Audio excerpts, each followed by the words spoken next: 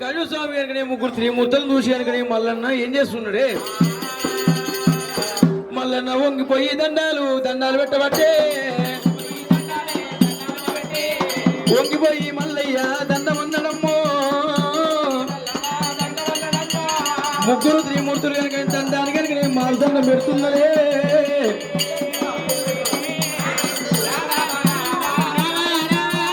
స్వామి రామ రామ రామ రామ రామ దాయిపోయి మల్లయ్య దండమన్నడమ్మా.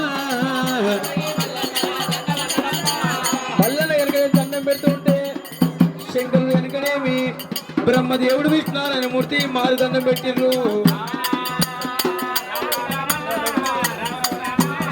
మనం ఒకరికి మర్యాద ఇస్తే వాళ్ళు కనుక మనకు మర్యాద ఇస్తారమ్మా.